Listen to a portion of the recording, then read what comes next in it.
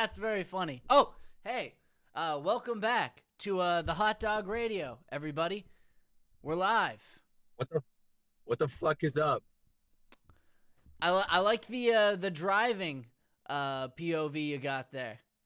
You can see the city. Yeah, I just got off the train, the BART, and I'm driving home. And I just studied the body for about 5 hours. Jeez, So I'm gonna go get some potatoes, and then I'm gonna go home. nice, nice. That sounds like a good night. Pretty good night. Potatoes, going home, studying the body. Hey, yeah, very very good, very informative. So I just say I just say what the fuck because you know usually we're just maybe someone will watch this. And I'm sort of just like, what the fuck is up? You know, Yeah. just cause like, you know, Sometimes that's how it is. Sometimes I wish that it would be like even a random person that you don't know. If you could just be like, "What the fuck is up with you?" Like that'd be great. That'd be that great. sounded very aggressive though. Like it was like you were, it was like an attack what you did. It seemed. Maybe that was a little bit too strong. Maybe if it's just like, "Hey, what the fuck's going on?" Okay, but I like the tenacity, but I don't like how it seemed like you were implying that you're saying what the fuck is wrong with you as opposed to like what the fuck is going on. Oh, you mean well, yours is kind of like a panic. Like what the fuck is going on? You know, like it's almost like something crazy Yeah, is happening in that moment. yeah, no, it is meant to incite questioning. That is the main intention of it. It's like, hold on, but wait, but hold on. Can you tell me what the fuck's going on? And then they're like, wow, yeah, because you're driving in the car, dude, or you just were at school. But I'm sort of just like, what is happening? Wait, that's the burrito. Oh shit, yeah, I'll perfect. This is perfect time for me to go on a monologue. So do go it. ahead. I'll be back. Okay. See, when I'm asking like what the fuck is going on, I'm sort of like asking about like how is it that we like our institutions like ask us like to believe that this Big Bang thing happened, and then like I, me, the individual, Jake, emerged from the Big Bang, and then all of a sudden like my understanding kind of like of me thinking of myself as a noun, as many people do, person, place, or thing, then how can I continue to conceptualize this fact that there was a spring forward that occurred as part of the Big Bang, and how am I going to how am I going to conceptualize this through the use of the English language? Because were I to think of myself as a verb, I might not have a singular I might not have a singular way of describing myself, because sometimes it is. Could I describe myself with a verb or only adverbs? Slowly, quickly, or otherwise? I'm not quite sure how I could define myself um, using the language of the Big Bang. But if we ask Jesse now and we ask him, how do you think of yourself in relationship to the Big Bang? And yeah, let's start with that. How do I think of myself in relation to the Big Bang?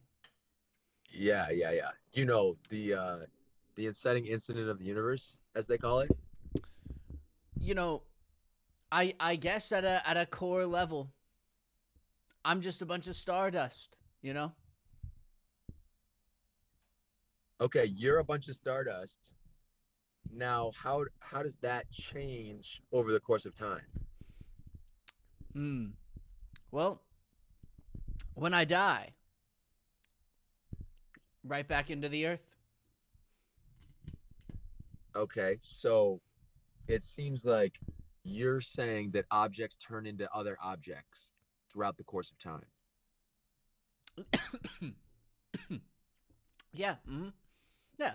Okay, so what I'm considering is, can we hold a frame in our minds that is time bound as opposed to object bound, so that we could Hmm. view ourselves as a continuation forward of the Big Bang and changing many forms, but defining ourselves in a way where we can keep in mind the origins as opposed to like slices in time being Stardust, Jesse, Earth. Okay, so we're more continuation then. Yeah, having an active quality. Hmm. Because like your hair grows, right? And we call it hair no matter what length it is, but over time the hair grows. But if we're just calling it hair, then we don't see the growth in the definition.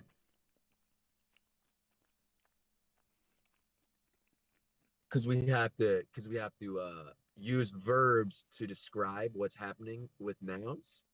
And I'm wondering like, how are you how are you, America, how are you gonna say that I'm a noun?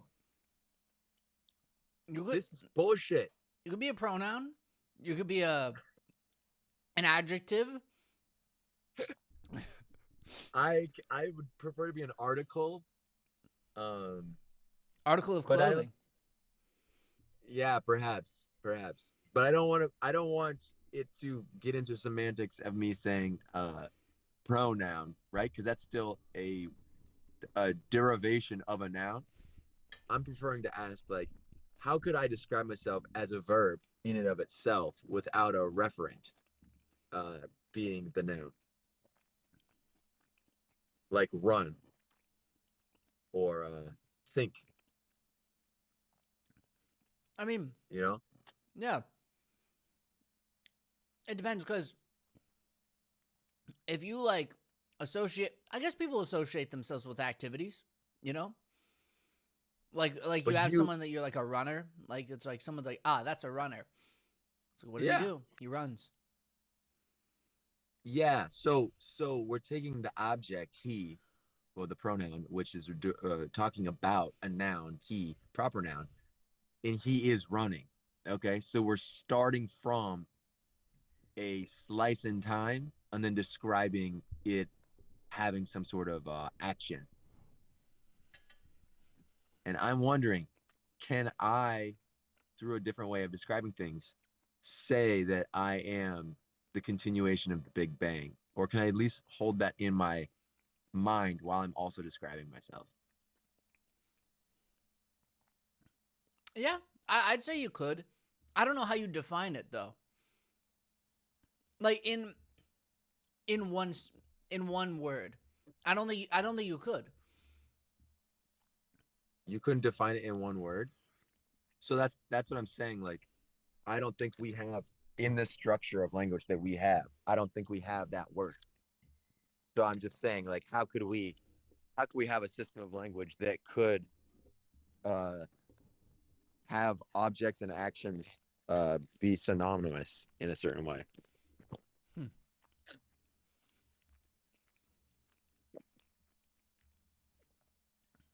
You could come up with a new word. You know, there's a lot of words that have like it's a summarized meaning of something. You know, you got to invent a new set of words. I don't know. I think there's some ancient civilizations that might have more of a time bound system as opposed to an object bound system. You could borrow. You know, do a little bit of borrowing. You know, and Yeah. then make it fit the language that we use. Or I mean, you could start speaking a different language. Could learn a new language, but then it would Yeah. be hard to communicate, I guess, with the other people who live depending on whatever region you live in. But I don't know.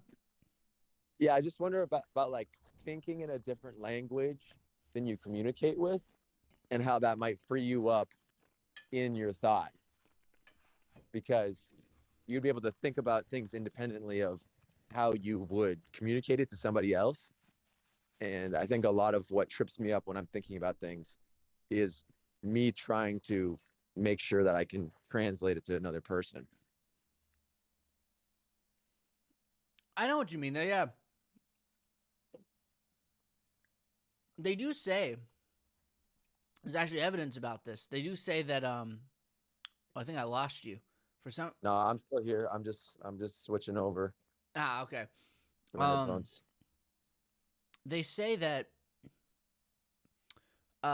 people who know two languages, it generally like does help like with your mental faculties. Like it improves it vastly if you can like translate things back and forth in your head or think in a different language and then start speaking in another.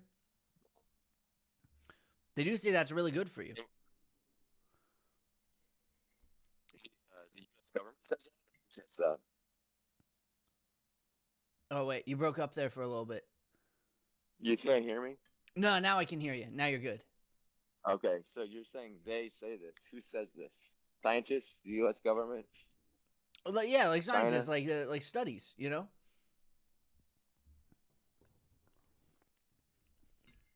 Studies. And who funds the studies? Hmm.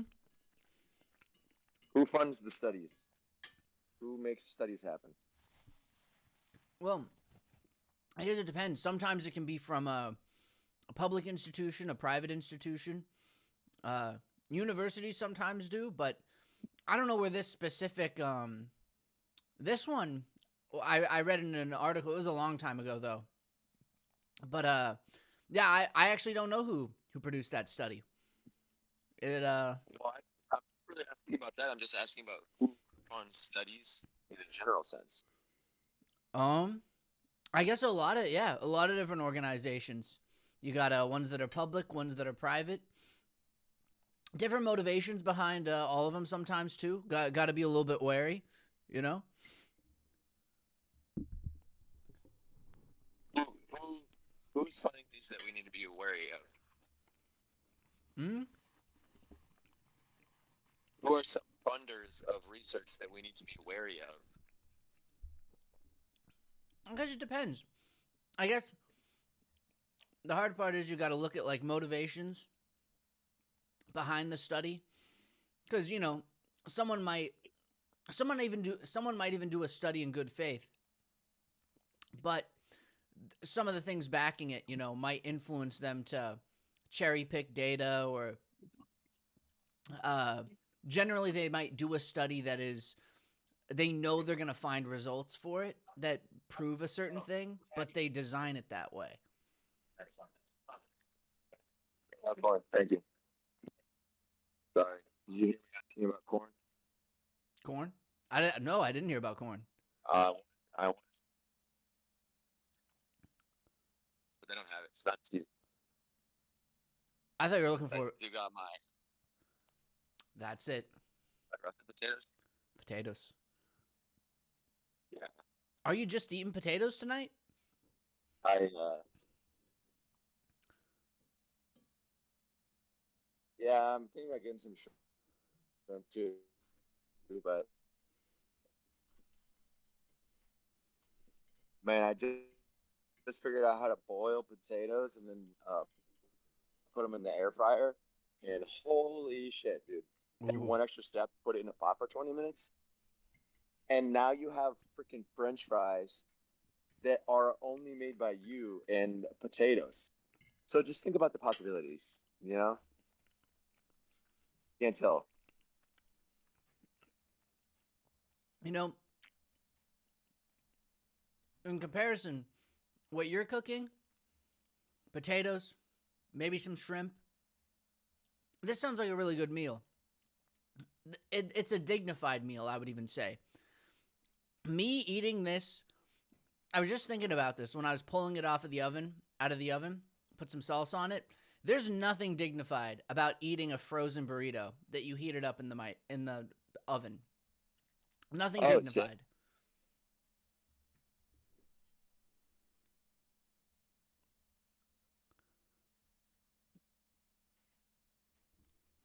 So what the contents of the burrito are?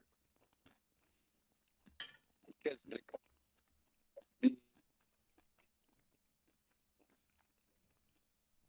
I think you're breaking up. a burrito is not it's frozen as by the content of its sensory. Just something. Yeah, I think I might have to wait till you get out of the store.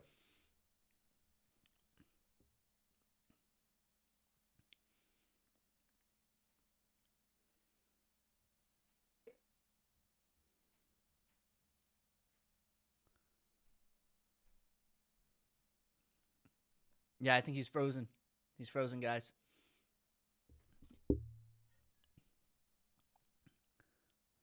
Oh, you're coming back.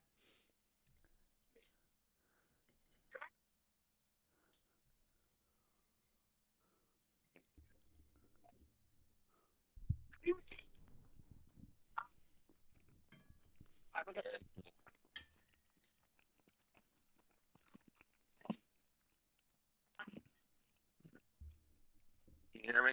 Mm, it's getting better.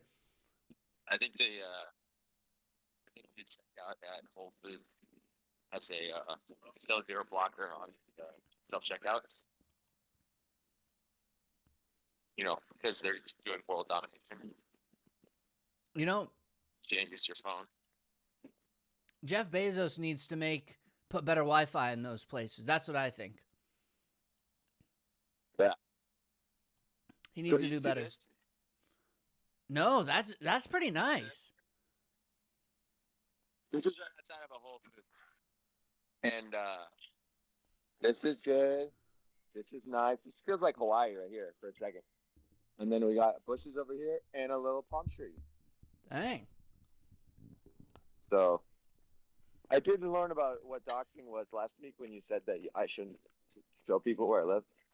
And if they know where that is, they know not very much about where I live. So I might just walk to my car, and then we can talk about your dignified burrito. Yeah, it's just there's something really undignified about it. Like I was looking at it too, and I was like, this just looks. You can't make a frozen burrito look good, you know? Like I even put some salsa on it too, and I was just like, but it is what it is. Hey, you're chewing it and it's going in your stomach. So here's the thing. What's in the burrito, man? Well, it's got some a multitude of different things. It's got beans, pinto beans specifically. It's got Okay. some rice.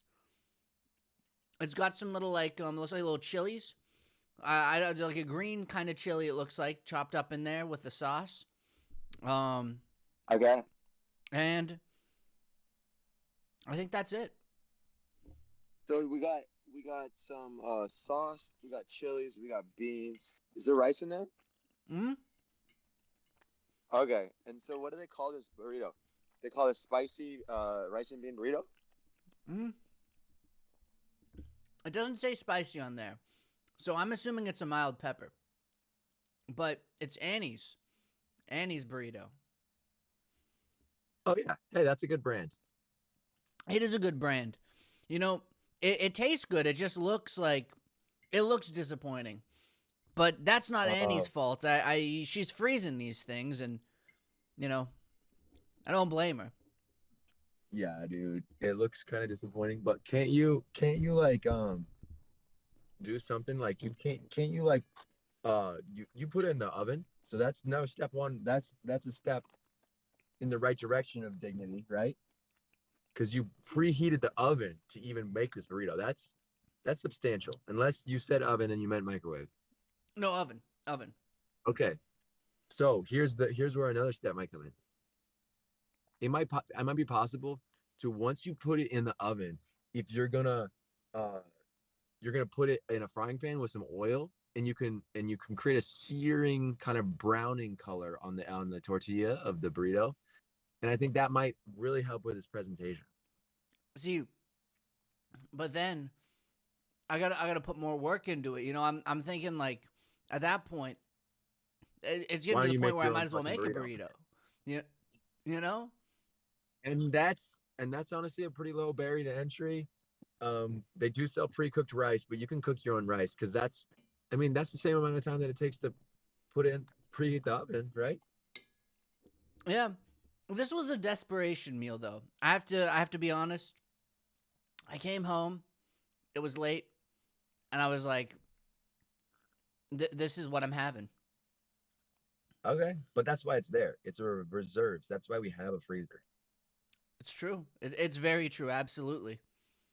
and that's why the Mormons have 3 freezers in each of their houses. Because what the Mormons think are, if you eat rabbits, you're gonna live longer. If you if you put stuff in the freezer and you never use it, that's still better than if you die hungry. So that's something that we got to keep in mind. That's what the Mormons are thinking. They want to survive under any conditions. And so they're going to put thousands and thousands of dollars worth of food into their freezers in case stores stop producing food. And so just stepping into that kind of framework, this man, he has 5 wives because what if the apocalypse happens and he needs to repopulate the earth? It sounds crazy, but it's only just a point of view. Hmm. What happens if you eat frozen burritos? What if you eat frozen burritos instead of rabbit? Ooh, ooh. Well, okay. So the reason that we're creating the rabbit is because we don't want to rely fully on the freezer option. Now Mormons do eat frozen burritos. Don't get me wrong. But when we're talking about these rabbits, they have this reproduction rate, which is unparalleled in the animal community. They're actually known for fucking all the time. So it's this renewable meat resource that has many, many, many generations, similar to rats, but more nutritious and larger animals. So it's uh, it's a fast growing meat factory. Is a rabbit in the eyes of the Mormons. If someone asked me though, and this is just me speaking, if someone said, "Would you rather keep this rabbit in your freezer or this frozen burrito in your freezer?" I'm choosing the frozen burrito. Okay, so this is where it gets interesting. The the frozen burritos in the freezer, the rabbits start out alive, and you continue to have them as pets, or you have a farm of rabbits that are living. So it's an ongoing lineage of rabbits, and you might eat them like, when they get old, you would eat them. You would chop them up, but they're not meant to go in the freezer. They're meant to have an active gene population of rabbits, so that you can continue to have meat for eternity if you treat them right. See, I want to do that, but with frozen burritos. Okay. I just think this is an ineffective operation. Okay, because Uh, point number one: do you have to feed frozen burritos? No. Oh It's the shit. first point. You don't Shit. have to feed them. Food expense is completely out of the window. Do you have to build a Okay. barn outside or a little pen for them outside? No. Frozen burritos, you set it down, it stays put. You just need electricity for the fridge, and you'll be fine. So here's what that makes me think of. Truly, what a frozen burrito is plants in a different form. So if you're really challenging the Mormons, if you're really Mormon, you need to have your own farm. But how do I make this burrito farm? This frozen burrito farm. That's what I'm looking for. So it sounds like you're looking for burrito pharmacology, the study of burrito farming. And when when that makes me think of is that the frozen burritos just pop out of the earth when you plant a frozen burrito seed. It's just like another plant, but it's a special kind of plant. These burritos pop out. I'm thinking I gotta try that. I'll start out on my deck. I have a little spot out there. I don't put anything out on the deck. I'm gonna get some potted plants, remove the potted plants, burn them, get them out of here. I'm gonna put some frozen burritos in there, and I'm going to make a frozen burrito farm on my deck. SBF. That's right. Hey, dude. Hey, I'm glad we figured out that you're secretly a Mormon. Oh no. See, I grow frozen burritos, or I will eventually. This rabbit business is quite frankly ridiculous. All right? But you're taking the Mormon ideology to its limits. You're saying that this is not quality enough because these rabbits were taking too much of our resources. So you're saying the pinnacle of Mormonism is growing frozen burrito, and that you're going to start doing the practice. So that's why I said you're Mormon. Wait, do you have to do the practice to get the frozen burritos to grow? Do you have to be Mormon? Yeah, you have to have well, no, but you have to have 95% of their belief system. So 95% overlapping, but you don't have to be fully Mormon. What if I hire a Mormon man to just hang around my house so that I don't have to commit to that, but he does, and so the frozen burritos will grow. Okay. I see that. You can do that, but then you're gonna recognize that like housing this Mormon guy is gonna be less efficient than even growing a rabbit farm. No, he's So on his own. I'm not giving him any food or shelter. He can figure it out there, but he'll hang around the house.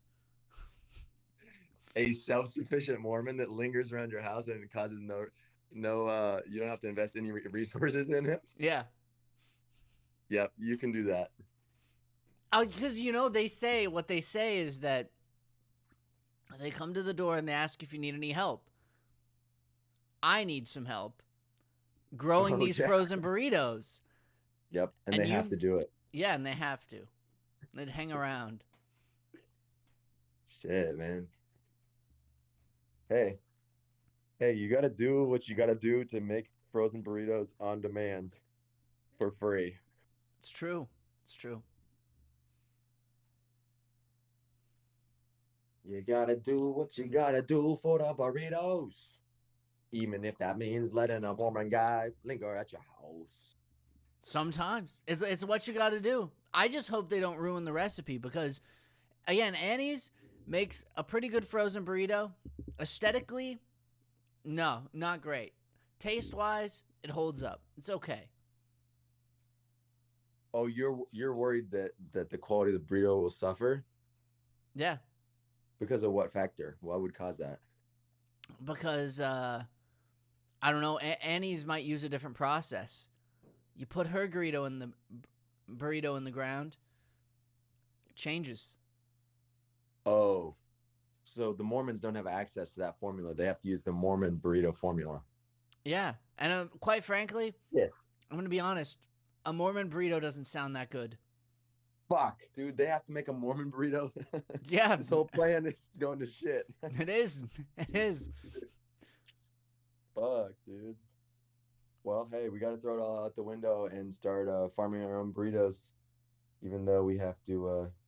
They cost some resources. We thought the Mormons were such a good solution, but now we found out that the formula is different. Yeah. We can't do it. Maybe one day with proper technology and harness true frozen burrito powers. Maybe with the proper technology.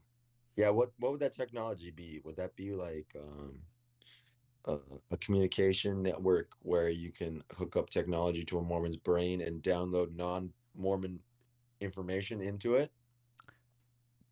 It could be. I think that might be what Annie's doing. That's how she makes these burritos. Oh, you think that Annie is using Mormons, slightly electrically altered Mormons to make her burritos? I think it's quite possible. After the information I've heard here today, I wouldn't be surprised. And the formula obviously has been like mostly perfected, but aesthetically she just can't figure out how to make them look a little bit better, but it's fine. So you're sort of hinting at that perhaps the Mormons' aesthetics are lacking because they're investing so many resources in the long term sustainability, and that is being reflected in the burritos that the one that you just ate. I think so. You know, and I how do I put this? I think that sometimes having some different toppings in there is kind of nice as well. Now, I don't know if like a frozen burrito, there might be a reason why they're not putting meat in there. There could be a very well good reason why. Oh, But because the Mormons only have rabbit meat, and they're not gonna the mass population doesn't eat rabbits. that's what I'm thinking. And who's ever had like a rabbit burrito? Doesn't sound too good. No, that sounds like shit, dude. That sounds like literally you went you went to somebody's house and they had a dog, and in the yard there was a 2-week-old shit, and then you ate that. I agree. Quite frankly, I agree. I don't want that. A rabbit burrito, get that shit out of here, dude. And that's what the executives at Annie said. They said, look, we can use them more in production, but we cannot put the meat in there because we want to be a profitable company and we want to be sustainable. That's very true. You know, I even accidentally bought the gluten-free options. I don't know how they made that one. They somehow they crafted it somehow. Gluten free, gluten free. I mean, so And the tortilla was pretty good. It wasn't bad. the freaking Mormons, dude. I can't even begin to express how big my brain feels right now, knowing that there's this factory of Mormons creating frozen burritos, unparalleled access to like the understanding of how the world functions. Man, It's crazy. And somehow they were able to imagine a gluten-free option. And then I went to the store, accidentally bought them, and it was good. It was good. some through some magic unknown to us, they derived a gluten-free option. Yeah. And then the chance that I would show up in the store, I grabbed the two burritos. They're small, so I grabbed two, and yeah, I got the gluten-free burritos. Did you eat 2 burritos? I did. They were small. They were miniature. Like you can probably, I think you can see it coming on the camera. I think you can see. There better be proof there that these are small burritos. All right, they're small. So the Mormons are trying to create smaller and smaller rations so that when you eat a portion, it feels like a full meal, especially if you haven't seen a burrito in a long time. But what they're really doing is they're kind of tricking you into like consuming less food. You know, I have a question too, cause yeah, they're small. You're eating less food, but no matter what, and this is if you eat a frozen burrito, and I'm feeling right now, like you feel fine, like you're full, but you feel like disgusting.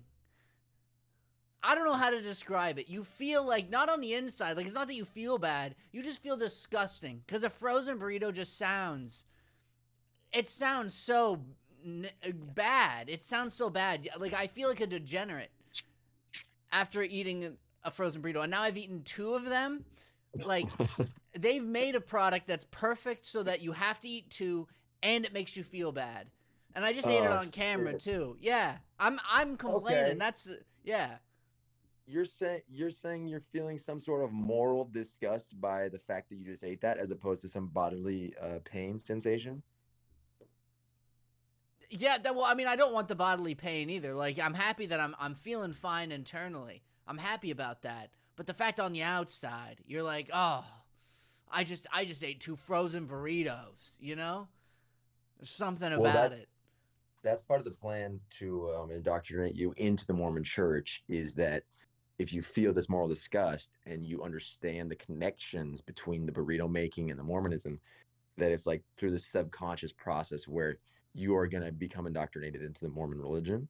And just knowing that can kind of like absolve you from this guilt, because it's a slippery slope, and we kind of just need to avoid indoctrination. Now, if you want to be a part of the Mormon Church for different reasons, maybe you like eating rabbits, or you like having three freezers, then do that by all means. But don't do it because the burritos made you feel bad. I think that's their plan.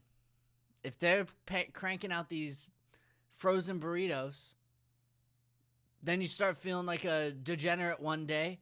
They knock on the door. Do you need some help? Yes. I just ate 2 frozen burritos. I'm not feeling so good. That's the secret password to get inside of their church, actually, for newcomers. That's they know. They know. Of course, it's orchestrated. They know. And the sauce inside, it leaves like a terrible like smear on the plate. Oh, shit. Can we see some of that? Look. Oh, that's terrible. Is that showing? Yeah, gross, that's dude. showing up. That's terrible.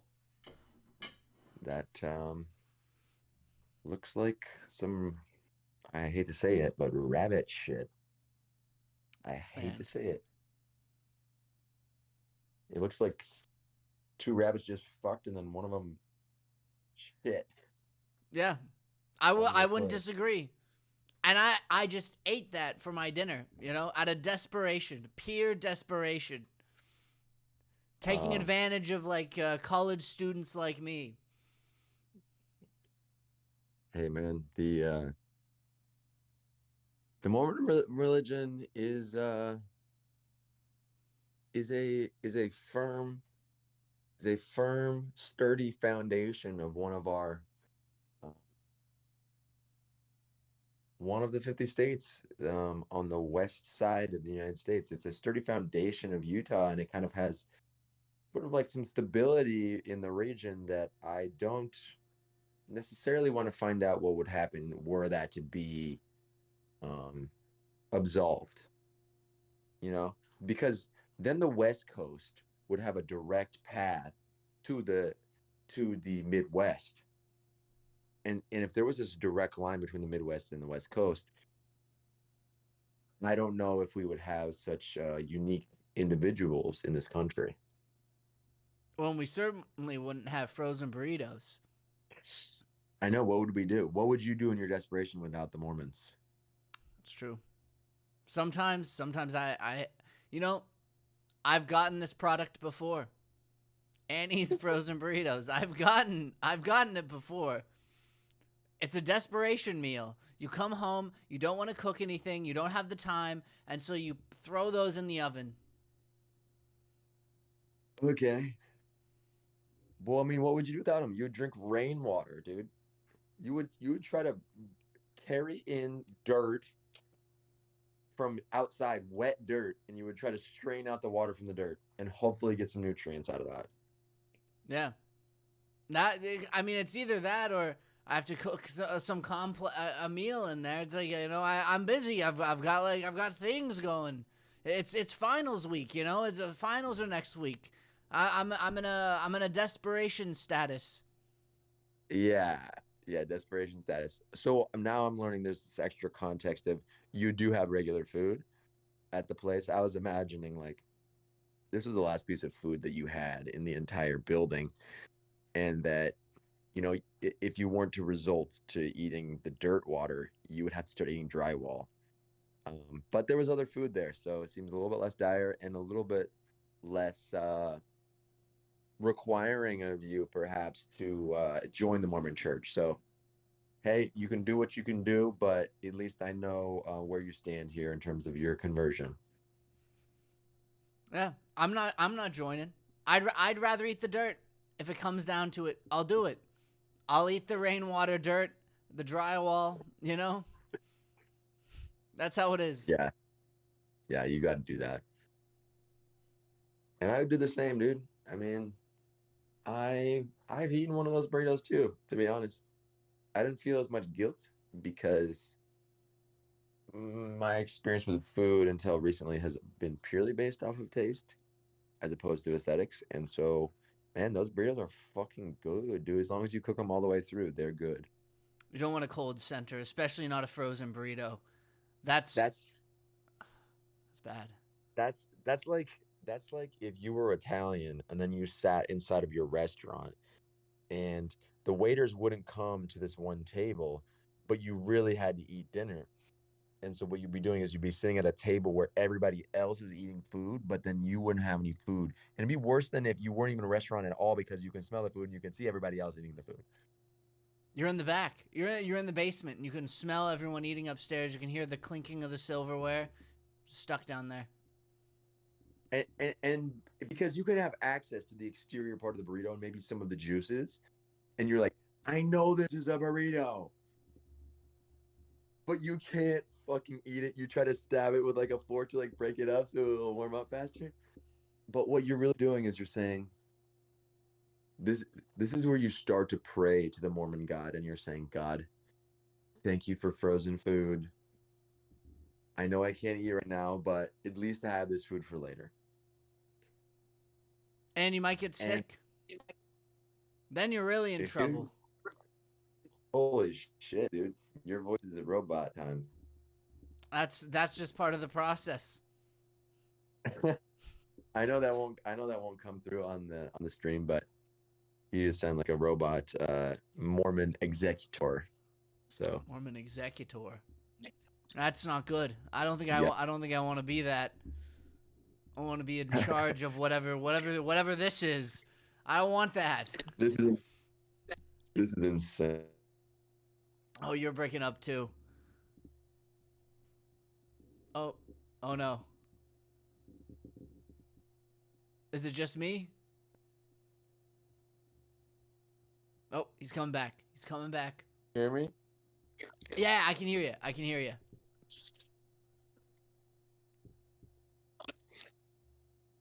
Jesus Christ, this is insane, dude. Can you hear me? I can hear you. Yeah, yeah. Image is clear now too. It's good. It's good. Oh, now it's gone. There we go. There we go. I'm back. Ah, I see you. Yeah. Hey, dude. So I can't see you though, but that's cool. Can you hear me? I can hear you. That's weird that you can't see me.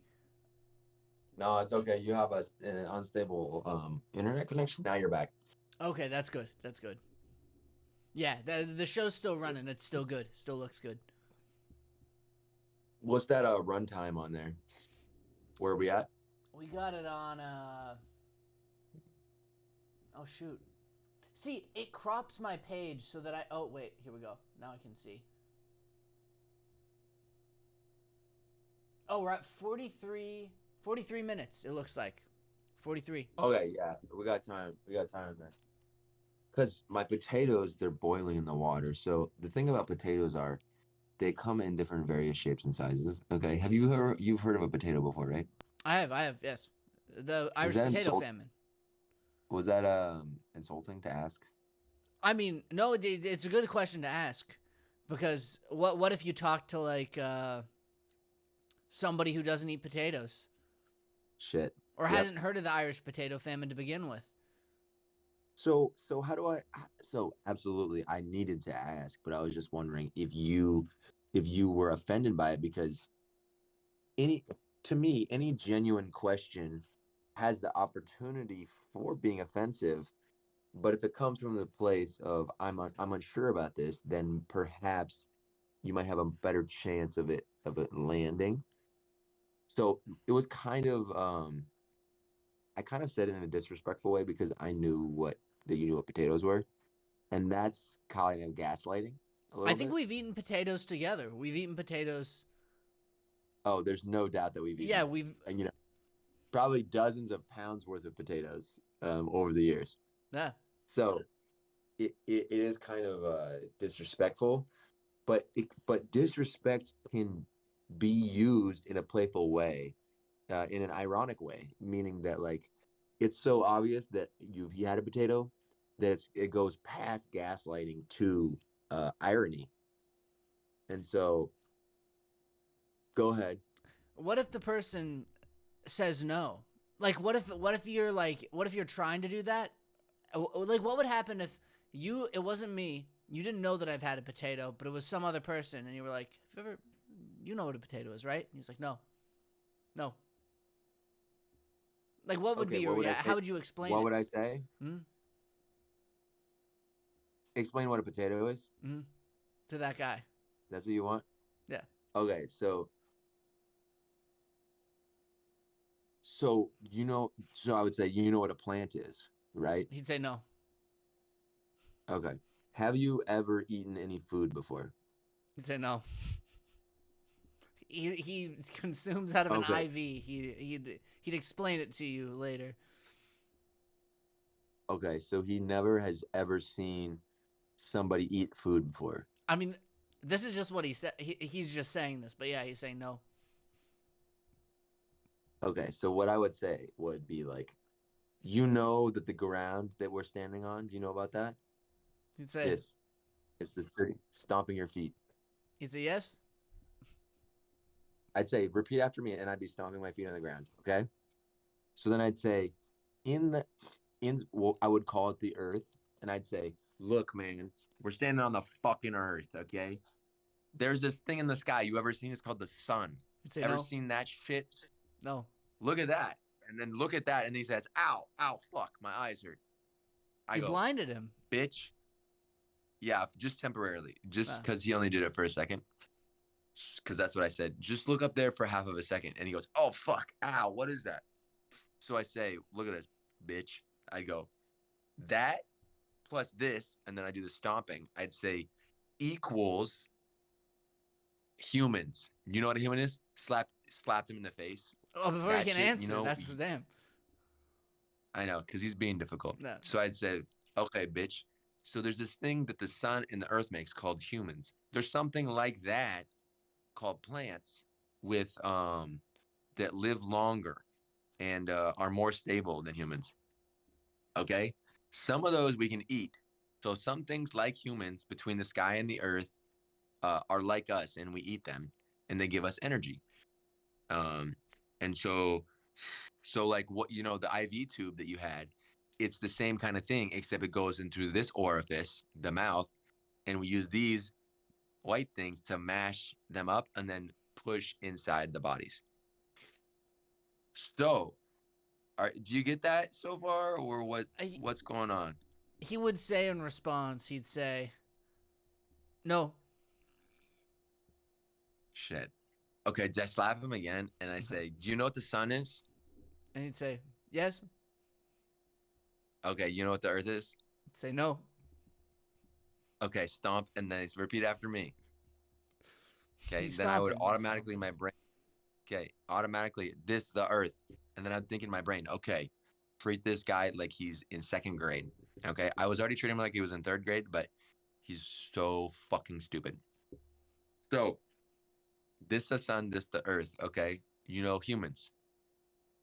Say, maybe. Maybe. Okay. So um humans are everything. This is what I would start with. Humans are everything except for the sun and the earth. Okay? Are you following? He'd say, yes. Okay. So humans are in between the earth and the sun. And so what we do is we use the sun and the earth to make humans. So it's not like you have the sun and the earth and then humans in the middle. It's more of like you have the sun and the earth, and when they fuse together, you get a human. Okay? He, at this point, he's going manic. He he can't like he's like and he's like and he's starting to like go manic. Like, he's physically like he's disturbed by this information. It just can't it He's can't be disturbed by it. comprehended by him. Yeah. Yeah. Yeah. Shit. Well, he's fucked then. He's never gonna know what a potato is. Cause pretty much all a potato is a different form of a human. Okay? It's just genetic material that interfaces with the earth and the sun. And that's all you need to know. It's just a simpler form of a human. And in this case, the root of it is edible. And then human plus potato equals, get it, human. Now, where does the roots on Jimmy Fallon's show come into play here? Okay, so the roots on Jimmy Fallon's show, they're the band on Jimmy Fallon's show, right? Yeah. Okay. So there's this one guy on that show and he has really long hair.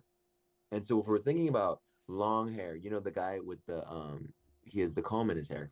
Jimmy And Fallon. so what that no, no, no. Jimmy Fallon he was a SNL performer who was good impressions, but not very. He couldn't think of his own ideas very much. And so what they did was they converted this SNL character who people knew about, and what they did is they made this show with a lot of repetition where like new ideas would come on, and he would be this stable thing which was predictable for the TV stations. So he might have a comb in his hair and a lot of other stuff in his hair, but what it really comes down to is this guy in the band, The Roots, he actually has a comb in his hair during his show and he plays the drums. So the drums really are like the root of like a musical accompaniment, at least in like the modern era, like post rock, where you have like guitars and pianos and singers and bassists and drums. Drums really are the root. And so if you think of the guy with the hair as the root and you stuck that guy in the ground upside down, his head would be the potato. Do you think would you be able to grow more of him? If you if you put if you had that root system, his head, and you cut it in half, you put it in different places, and then you'd have two um drummer black drummers potatoes. That's amazing. I know. I freaking know, dude. You you So, went away so, so what did that guy say? What did he say to that about when Jimmy Fallon? when you told him that. It it calmed him down a little bit, but he's going to find Jimmy. Well, yeah, that's a natural progression. Yeah, like Learn about potatoes and then he's bought plane tickets as you were talking about this, and he just goes yes, and he leaves and he goes to find him. he goes to find Jimmy for what? Why is he going there? He doesn't say. Oh, He shit. has yeah, he just looks really intent. He looks intent. Okay, well, good for him. He's on a life exploration, and he may never grok that the meaning of potatoes and their relative quality to humans, and that's okay. At least he's trying. Yeah, he's learning. He's learning. Wait Because until they he have hears about the Irish potato famine. Be he'll never bad. know what that means. He might even learn what Irish and famine mean, but he'll never know what the Irish potato famine is. Yeah. Do you know Gronk? Oh, Emperor's New Groove. Oh yeah, with the llama, like he turns into a llama. Yeah. He was the emperor and he turns into a llama, and then like he gets to see the whole empire through a different lens of that of an animal. Yeah. Um, there's the evil lady who's like a witch. She like does potions and spells and things. Yeah. Do you remember her sidekick's name? Gronk. Gronk. Is that Gronk. Gronk. Yeah. Gronk? Mm. Okay. So when we when we think of the Emperor's New Groove and the Emperor and his kind of journey through like emperorship, to losing all of his nice clothes and becoming a llama and kind of viewing the whole ecosystem from a different lens, he had a more expansive view of like what was happening in the empire. And so I would use the word grok. It's not Gronk, but grok to describe his new understanding of the empire.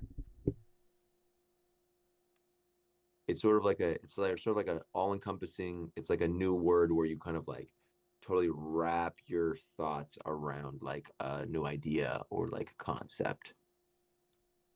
Does grok have any implications for guac? Guacamole? Mm.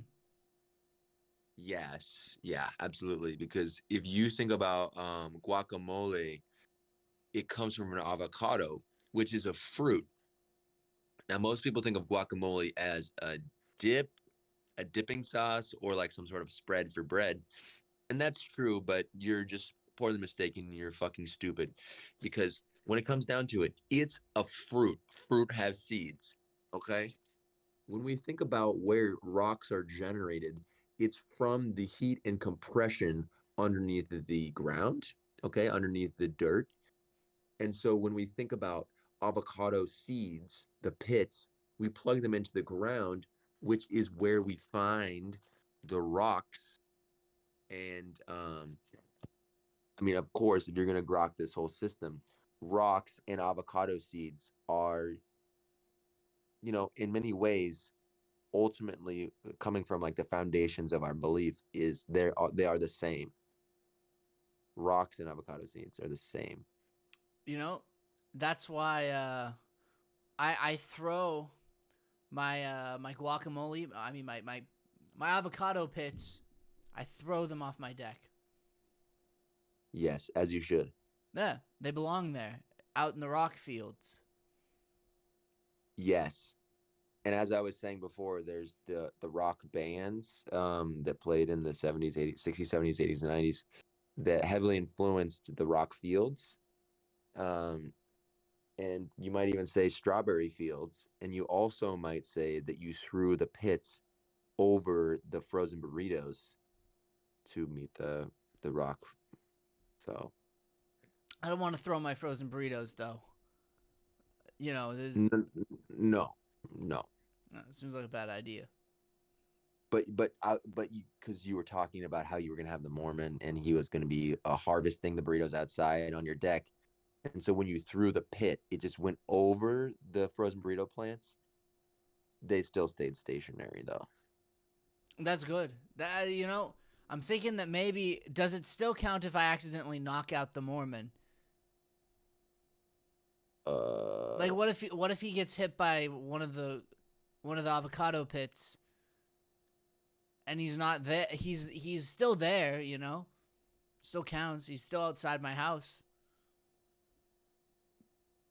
you mean if you hit the Mormon and nothing happens? I mean, are you saying something happened to the Mormon?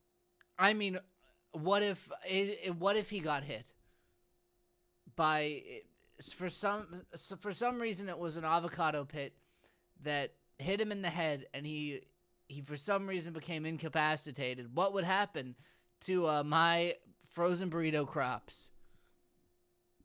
Obviously, following the natural circle of life, anytime a Mormon gets knocked out by an avocado pit, the crows fly in because there's this interior exterior relationship between the Mormons and the crows. They actually have it's synergistic in a way, but it's also antagonistic. So where there are Mormons, there are less crows, and where there are crows, there are less Mormons.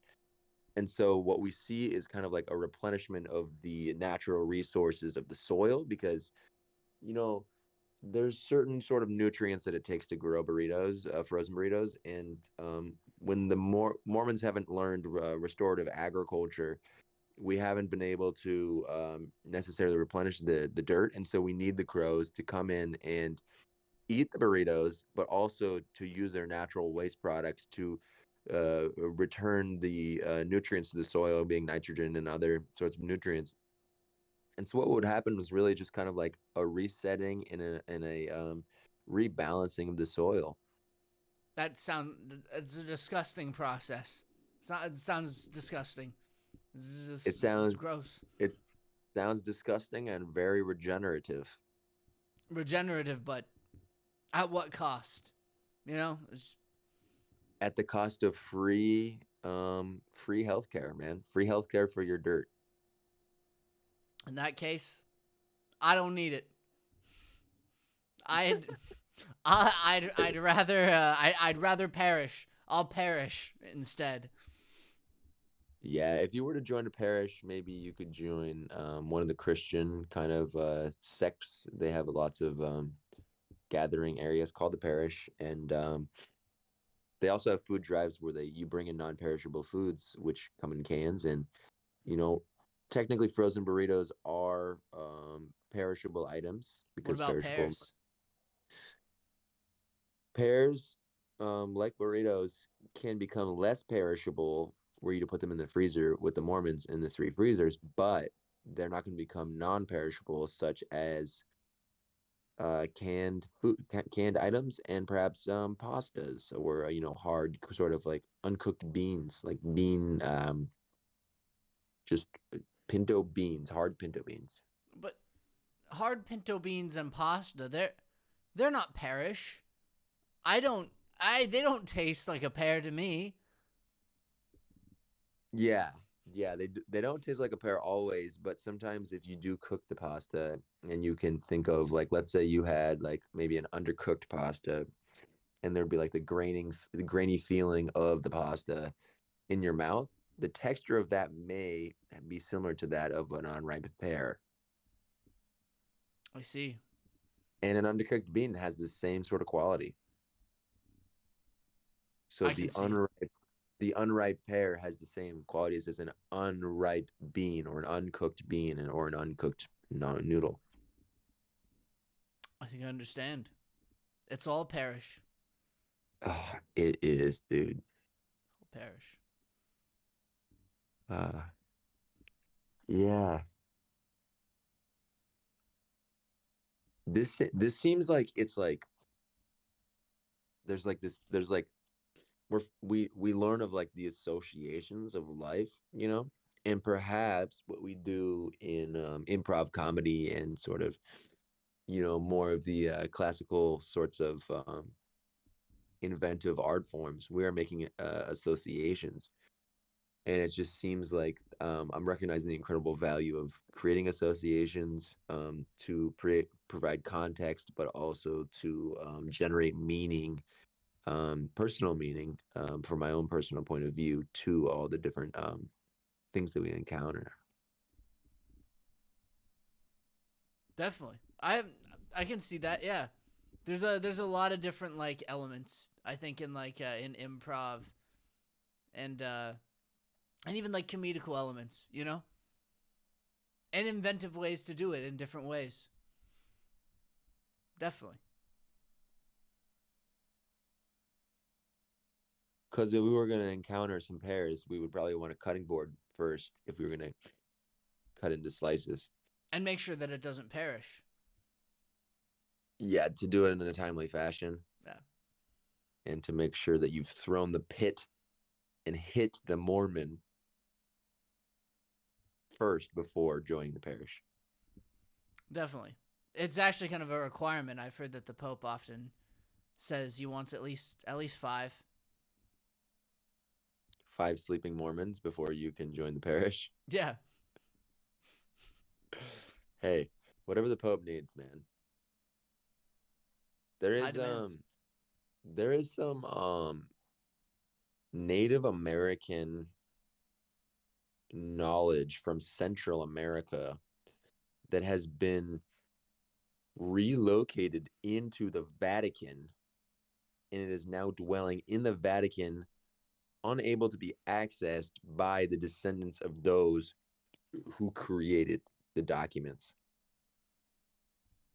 I think maybe it's time that we plan an invasion. Yeah, people from all countries can help us with the invasion We're because small. the Vatican, dude. Have you been there? I have. Okay, I've been there too. It's they have um they have a library that people cannot access. Why would they have that? I don't know. Why They're would they have a storing library we something. can't access? They've got information. Definitely. What kind of information? You know, I don't know if they have anything related to frozen burritos, Oh shit. potatoes. I any food knowledge that they have, let me put it this way. I want it. I want the food knowledge too, dude. And I'm just wondering, like, what sort of rationalization can they make to the entire rest of the population? Hey, we have information, but you can't have it. You can't have it. What's in there? What's written on these pieces of paper that they can't show us? Probably something, I bet you somebody did something really bad back in like, well, I mean, we know the bad things happen, but I bet you one person did something so bad that they were like, we can't, like, people already think that we've done bad things. This is so bad, we have to keep it in the vaults. Wait, but who did this? Someone part of the church, the Catholic Church, did something so bad? Yeah. And it was so terrible. It was like so horrific that they were like, put that in the vaults. We can't, we can't let them know. Okay. So you're saying it's more of like a document of history as opposed to like any sort of like wisdom or any sort of like important information about technology or anything. Exactly. Yeah. I think that if you went down there, they'd have something called like the war crimes shelf. Okay, absolutely war crime shelf. Because if they're not hiding the Crusades from us, I can only imagine what they're hiding in there. Yeah. That means that it's like it's even worse. Like they were like, yeah, that was really bad, but this, put that in the vaults. Put that downstairs. Don't talk about it ever. Why even have a written record of it? That's a good question. Maybe it's like for the weirdos. Like there's some weirdos who like, they like to go down and they just like to read it. Hmm. Some Oh, weird so ones there. we're presuming that some people in the Vatican have access to these files. Yeah. Shit. Shit. Because, dude, I mean, holy shit. So they have this Native American text that's hidden in the Vatican, and the Native Americans can't access the text. So like what you're telling me is that the Catholic Church, through their proliferation around the globe, has accessed important documents to certain lineages, and they have housed them exclusively in the Vatican, which is separate, which is a separate entity from all other governments, and it has allowed the Catholic Church to have a repository for information outside any sort of governmental control, which exists um, on its own as a concept in the globe. All of the religions are housed and functioning within geopolitical boundaries. In a way. Yeah. Exactly. Fuck. So It's pretty so bad. what sort of legal action can people take to perhaps introduce the Catholic Church into the European nation or into some some sort of union with other agencies so that they can't be excluded from the conversation. There was a after the Storm Area 51 Facebook page was made and just nothing happened. There was plenty of them that went around. One was Storm the Vatican.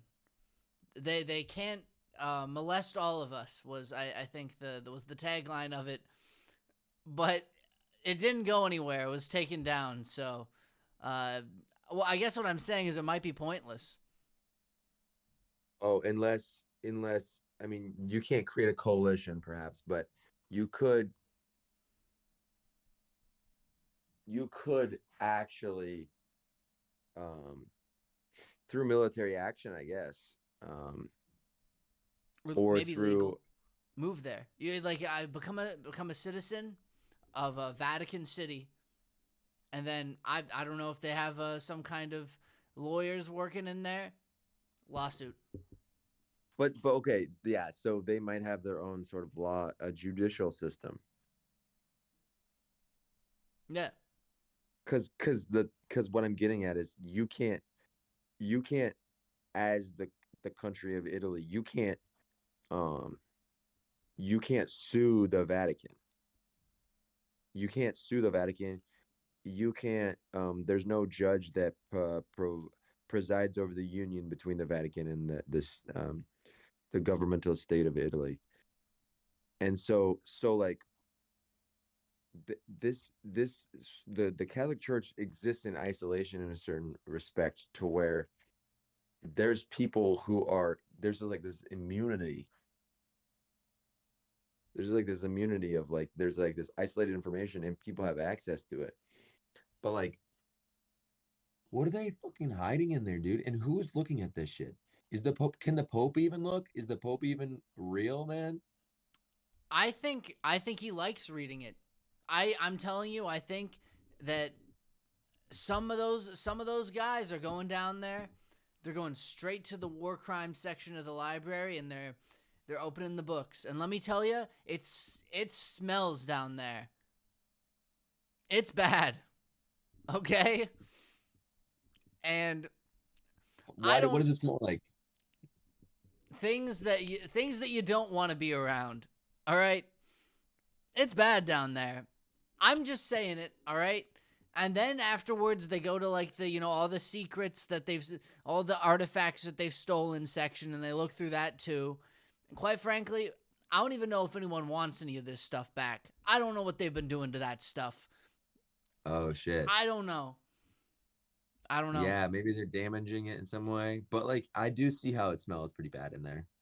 Um, but you think the Pope's really reading it?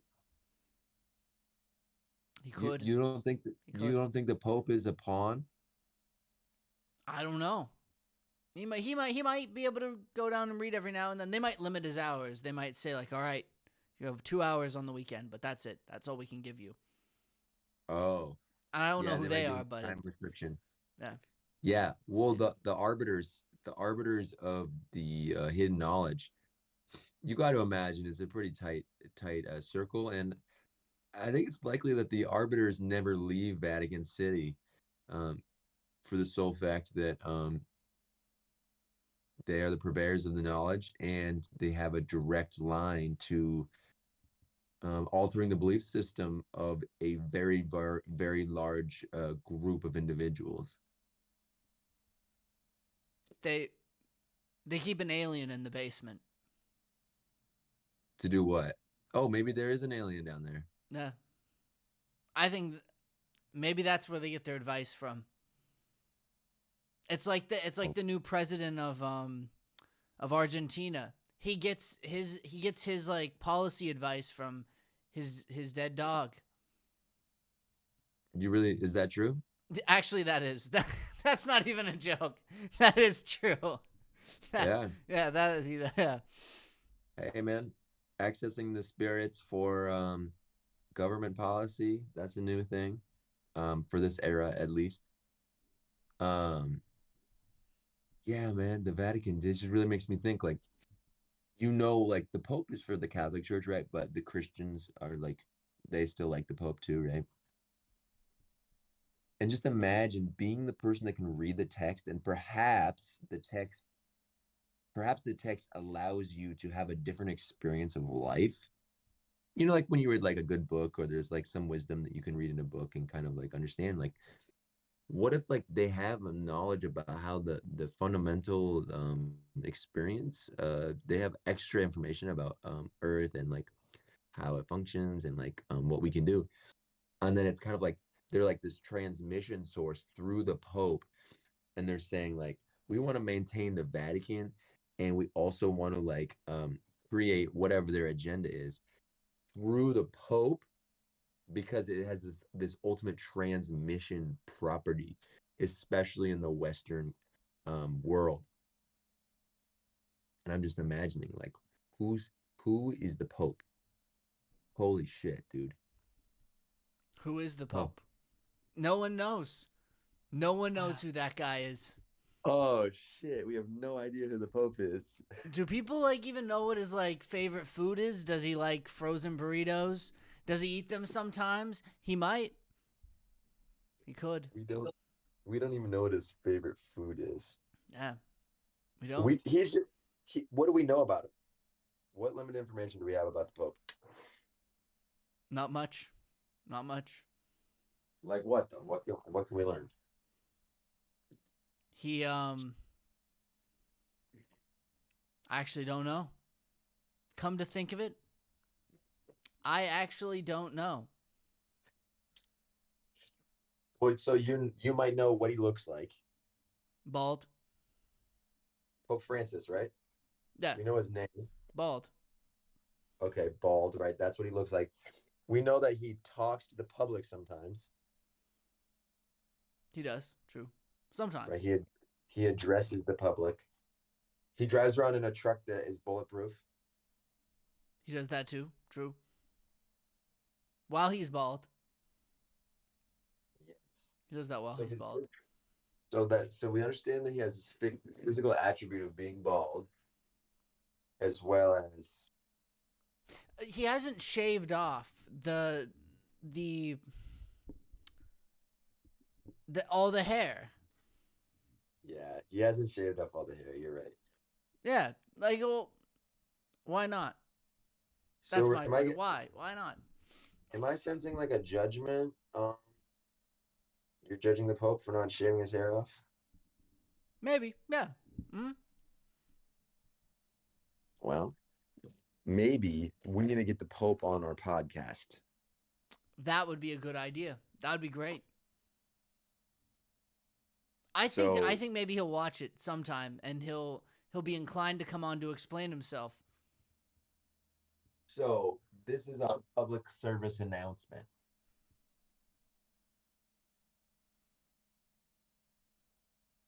Weren't you gonna make the announcement? Oh, I'm supposed to make this. Yeah, of course.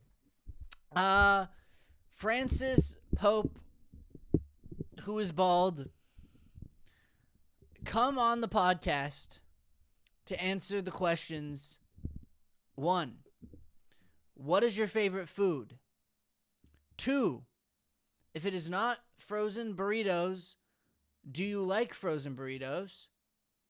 And 3, why have you not shaved the rest of the hair on your head? You are bald. Yeah. Yeah, so Francis, we just really want to know about this stuff about you because, you're bald, man. He's bald. I know what they don't have in the vaults of the Vatican. What do they not have? The solution for hair loss. They're not keeping that down there.